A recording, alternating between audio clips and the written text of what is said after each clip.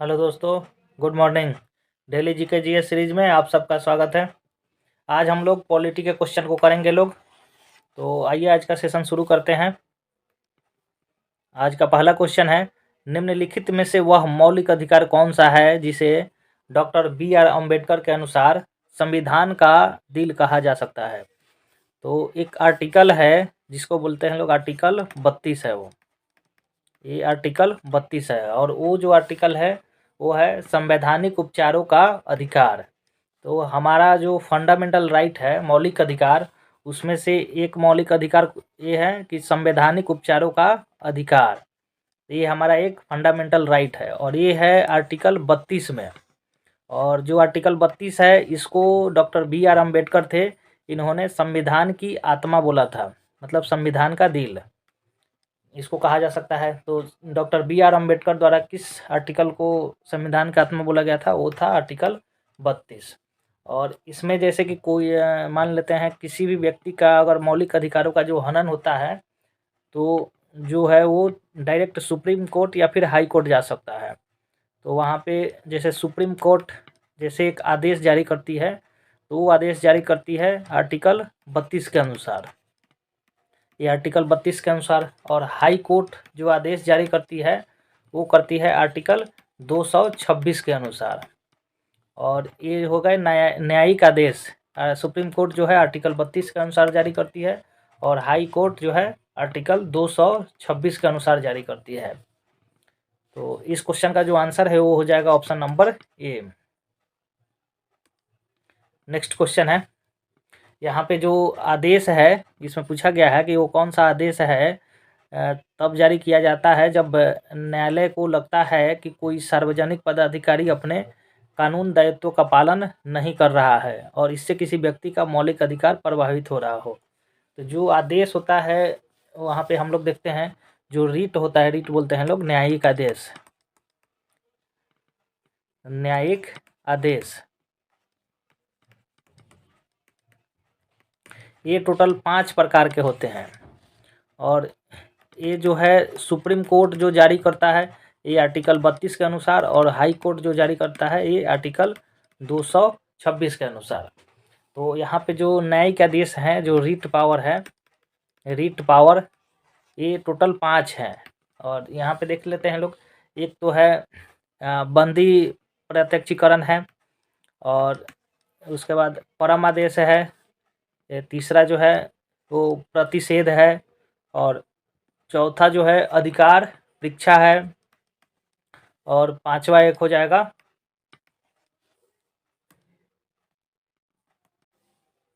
यहाँ पे उत्प्रेषण है, उत्प्रेषण। तो ये 5 प्रकार के रीट होते हैं जो सुप्रीम कोर्ट या फिर हाई कोर्ट जारी करते हैं। तो 5 प्रकार के हो गए हैं रीट यहाँ पे। तो एक जो रीट होता है यहाँ पे, जैसे कि कोई भी सरकारी पदाधिकारी है और वो अपना जो है दायित्व का पालन नहीं कर रहा हो, कोई भी पदाधिकारी जो है जो उसका कानूनी दायित्व है अपने दायित्वों का पालन नहीं कर रहा हो, तब एक आदेश जारी किया जाता है और उस आदेश को बोला जाता है परम आदेश। तो उसको बोलते हैं लोग परम आदेश। और यहाँ पे देख लेते हैं लोग और भी जो यहाँ पे आदेश हैं उसके बारे में। यहाँ पे जो बंदी प्रत्यक्षीकरण है ये जारी किया जाता है जब कोई नागरिकों का जो स्वतंत्रता होता है, मौलिक अधिकार, तो नागरिकों की स्वतंत्रता का जो अधिकार होता है उसका अगर उल्लंघन हो रहा हो तब जारी किया जाता है। तो ये इसको नोट करिएगा लोग, स्वतंत्रता का अधिकार का उल्लंघन अगर हो रहा हो तब ये जारी किया जाता है। तो किसी भी व्यक्ति का स्वतंत्रता का अधिकार जो है, राइट ऑफ फ्रीडम, अगर इसका उल्लंघन होगा तब जारी किया जाता है बंदी प्रत्यक्षीकरण। और एक यहाँ पे होता है, ये तो परम आदेश हो गया कि सरकारी जो पदाधिकारी हैं अगर दायित्व का पालन नहीं करेंगे तब जारी किया जाता है। और यहाँ पे जो है एक प्रतिषेध है, ये जारी किया जाता है जो जैसे सुप्रीम कोर्ट है, जो हायर कोर्ट है जो, और वो जारी करता है जो निम्न जो कोर्ट है या फिर कोई न्यायिक संस्था है, अर्ध न्यायिक संस्था होती है, जैसे कि NHRC हो गया, इलेक्शन कमीशन हो गया, तो इनके विरुद्ध ये जारी किया जाता है प्रतिषेध को। तो ये जारी किया जाता है जो निचले स्तर के जो न्यायिक संस्था है। तो जो निचले स्तर के जो न्यायिक संस्था है उसके विरुद्ध अगर वो कोई जजमेंट कोई दे रहा हो जिससे कि किसी व्यक्ति का मौलिक अधिकारों का हनन हो रहा हो, तब भी जारी किया जाता है प्रतिषेध को।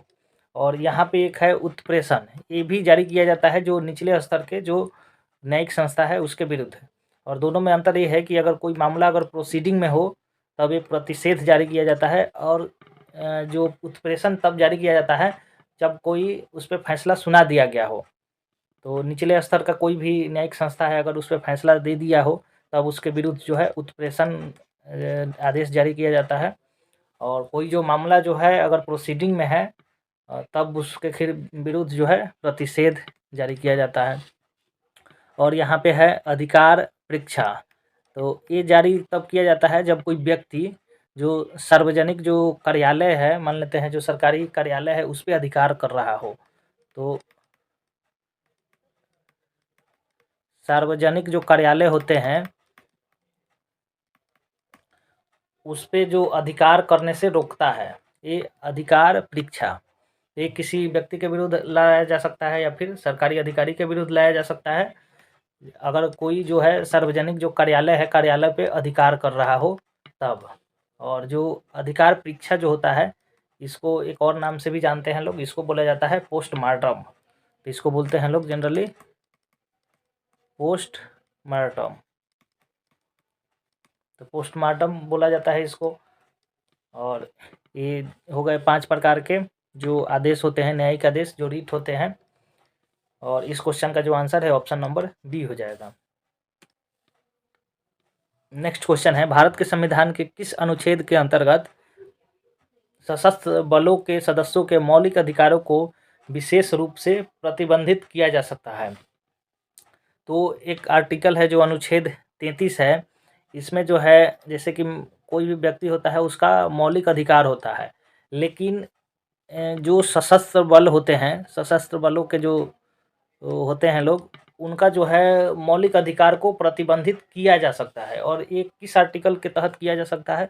ये आर्टिकल 33 जो है यहाँ पे 33 इसके तहत किया जा सकता है। तो इससे जो सशस्त्र बलों के जो होते हैं लोग उनको जो मौलिक अधिकार से प्रतिबंधित किया जा सकता है। आर्टिकल 33 हो गया। और एक है आर्टिकल 34, इसमें जो है कि अगर कोई भी एरिया में अगर मार्शल लॉ लगा हुआ है, तो जैसे कि मार्शल लॉ लगा हुआ है, जैसे कि एक नॉर्थ ईस्ट में लगता है अपसपा जो लगाया जाता है, तो एक तरीके का क्या है मार्शल लॉ। तो अगर किसी एरिया में जो मार्शल लॉ लगा हुआ है तो वहाँ के लोगों का जो होता है जो मौलिक अधिकार से प्रतिबंधित किया जा सकता है। तो ये हो गए 2 आर्टिकल यहाँ पे। और इस क्वेश्चन का जो आंसर है ऑप्शन नंबर सी हो जाएगा। नेक्स्ट क्वेश्चन है, भारतीय संविधान का भाग 4 निम्नलिखित में से किससे संबंधित है? तो यहाँ पे पूछा गया है कि जो हमारा संविधान का भाग 4 है ये किससे संबंधित है? तो ये जो संबंधित है इसमें है राज्य के नीति निर्देशक तत्व है थी भाग 4 में। और जो राज्य के नीति निर्देशक तत्व हैं इसको बोलते हैं लोग DPSP, directive principle of state policy. और ये है हमारे संविधान के भाग 4 में है। और जो भाग 4 है इसमें जो आर्टिकल है ये है आर्टिकल 36 से लेकर के आर्टिकल 51 तक है। टोटल 16 आर्टिकल है यहाँ पे। और ये है हमारे जो राज्य के नीति निर्देशक तत्व है डीपीएसपी। तो इसमें नोट करिएगा लोग कि जो डीपीएसपी है ये कहाँ से लिया गया है? तो ये लिया गया है आयरलैंड से। तो जो हमारे संविधान का डीपीएसपी है ये लिया गया है आयरलैंड से। और ये जो डीपीएसपी होता है ये बाध्यकारी नहीं होता है, ये बाध्यकारी नहीं है, इसमें बोला गया है कि जो राज्य का कि एक जो राज्य होना चाहिए, एक कल्याणकारी राज्य होना चाहिए और राज्य का जो दायित्व होता है उसके बारे में लिखा गया है और इसको बाध्यकारी नहीं बनाया गया है। कि मान लेते हैं कोई जो इसमें बात लिखा गया है, अगर वो राज्य अगर फॉलो नहीं करेगा तो उस पे कोई कानूनी कार्रवाई नहीं हो सकती, तो ये बाध्यकारी नहीं है। और जैसे कि हम लोग का होता है कि मौलिक अधिकार है, वो क्या होता है कि बाध्यकारी होता है। अगर मौलिक अधिकार का हमारा हनन होगा तो उस पे कानूनी कार्रवाई की जा सकती है, लेकिन ये जो डीपीएसपी होते हैं ये बाध्यकारी नहीं होते हैं। तो यहाँ पे हम लोग आर्टिकल कुछ इम्पोर्टेंट आर्टिकल को देख लेते हैं। जैसे कि यहाँ पे आर्टिकल जो 36 है, तो यहाँ पे राज्य की परिभाषा लिखी हुई है, राज्य की परिभाषा है। और यहाँ पे जो आर्टिकल 37 है, 37 ये लिखा हुआ है कि जो डीपीएसपी होगा ये बाध्यकारी नहीं होगा। तो आर्टिकल 37 में लिखा हुआ है कि जो डीपीएसपी है वो बाध्यकारी नहीं होगा। और यहाँ पे आर्टिकल जो 38 है उसमें लिखा हुआ है कि जो राज्य होना चाहिए वो कल्याणकारी राज्य होना चाहिए।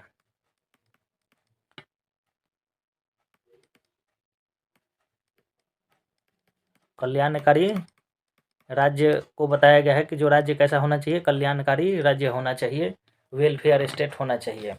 और यहाँ पे जो आर्टिकल यहाँ पे आर्टिकल जो 39 है, इसमें एक 39 का ए है, तो इसमें जो है निःशुल्क विधिक सहायता के बारे में बोला गया है। निःशुल्क विधिक सहायता,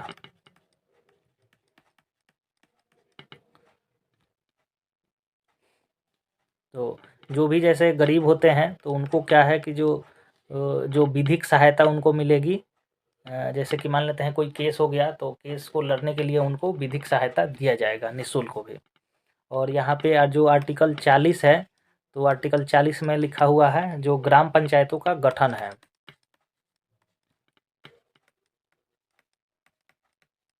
ग्राम पंचायतों का गठन, ये आर्टिकल 40 में है।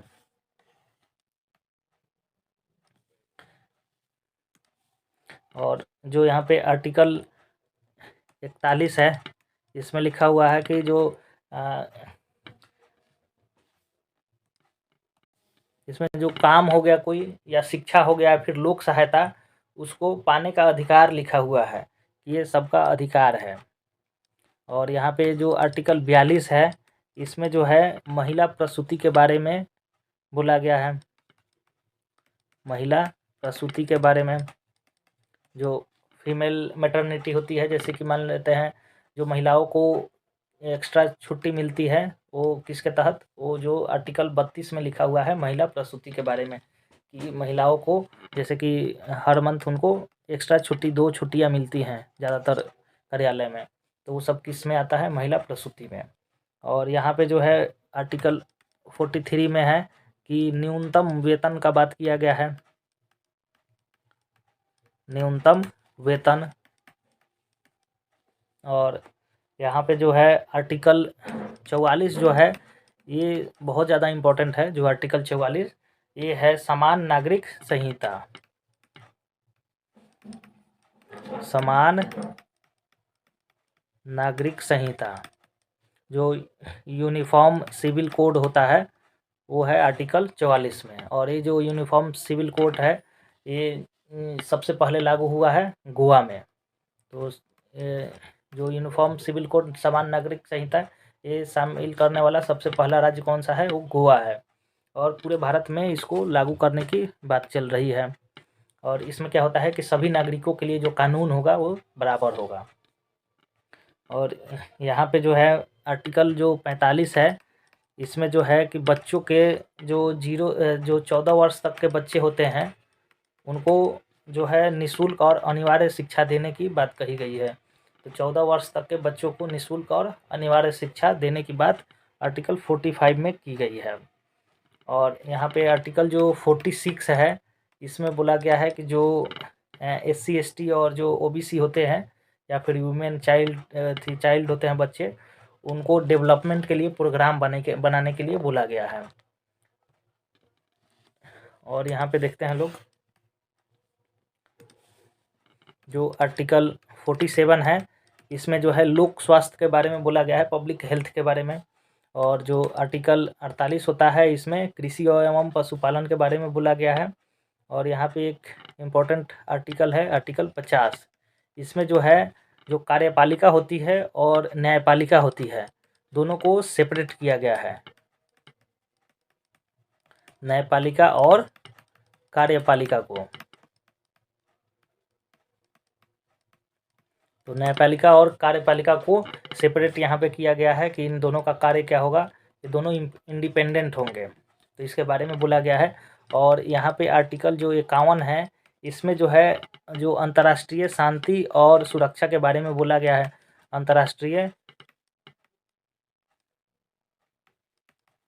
अंतर्राष्ट्रीय शांति और सुरक्षा के बारे में आर्टिकल 51 में। तो ये सब है DPSP, ये जो राज्य होते हैं, जैसे देश है हमारा, वो देश का जो है कर्तव्य क्या क्या होना चाहिए। और ये सबसे मेन इम्पोर्टेंट पॉइंट है कि ये जो होता है ये बाध्यकारी नहीं होता है। और इस क्वेश्चन का जो आंसर है वो ऑप्शन नंबर डी हो जाएगा। नेक्स्ट क्वेश्चन है, भारतीय संविधान के अनुसार कार्यपालिका का प्रमुख कौन होता है? तो जो भारतीय संविधान है उसका जो कार्यपालिका का जो प्रमुख होता है वो होता है राष्ट्रपति। तो यहाँ पे कार्यपालिका का प्रमुख ये होता है राष्ट्रपति होता है। तो यहाँ पे राष्ट्रपति के बारे में देख लेते हैं लोग। इसका जो आर्टिकल है वो है आर्टिकल 52। और आर्टिकल 52 में जो लिखा हुआ है कि भारत का एक राष्ट्रपति होगा। तो भारत का एक राष्ट्रपति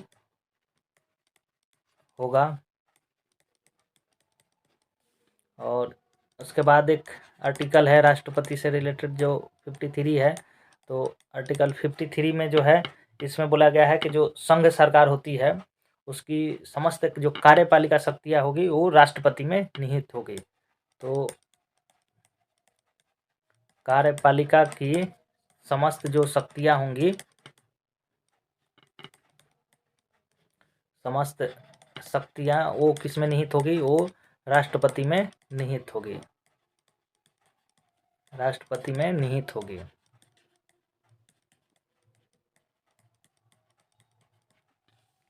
और यहाँ पे जो आर्टिकल 54 है उसमें जो है राष्ट्रपति के चुनाव के बारे में बोला गया है।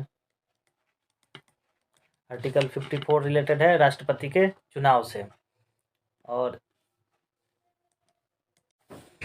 जो आर्टिकल 55 है इसमें जो है जो चुनाव होगा तो चुनाव का जो ढंग होगा वो कैसे होगा? तो मैनर ऑफ इलेक्शन, चुनाव का जो ढंग होगा किस प्रकार से होगा चुनाव, उसके बारे में आर्टिकल 55 में बोला गया है। और यहाँ पे जो है आर्टिकल जो 56 है इसमें जो है कार्यकाल के बारे में बोला गया है। 56 में जो है कार्यकाल के बारे में बोला गया है, जो राष्ट्रपति का जो कार्यकाल होगा, कार्यकाल के बारे में और इस्तीफा के बारे में।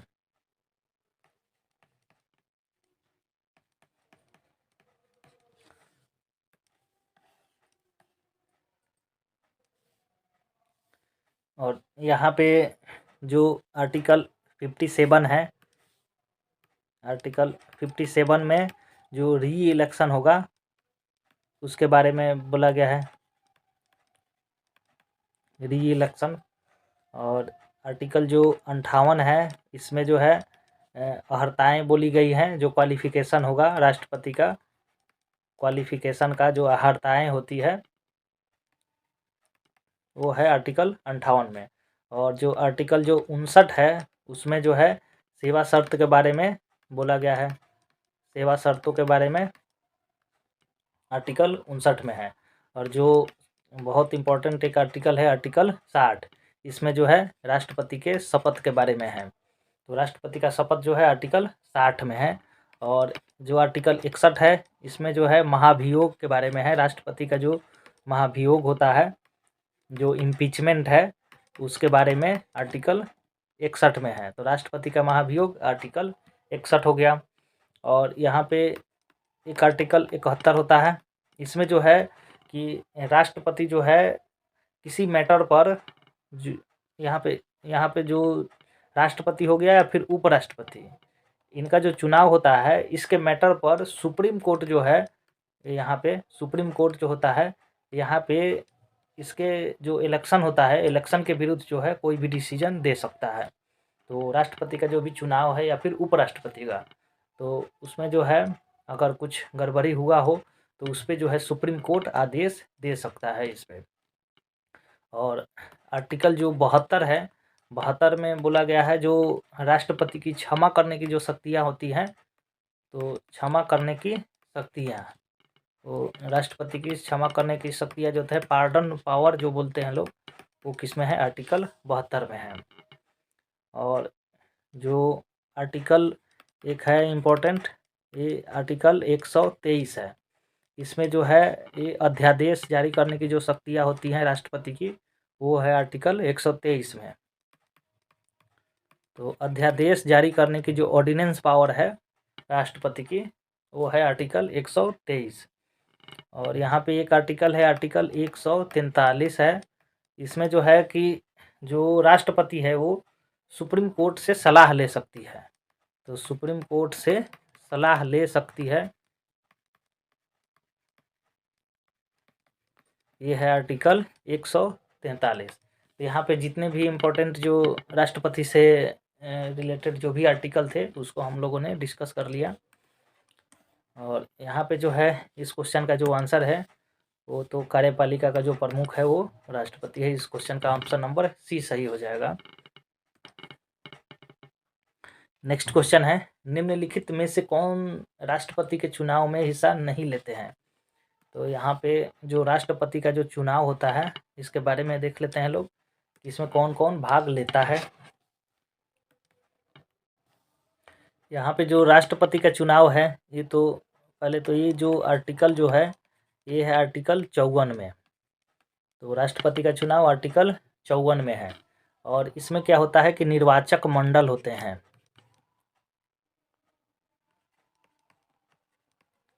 निर्वाचक मंडल होते हैं।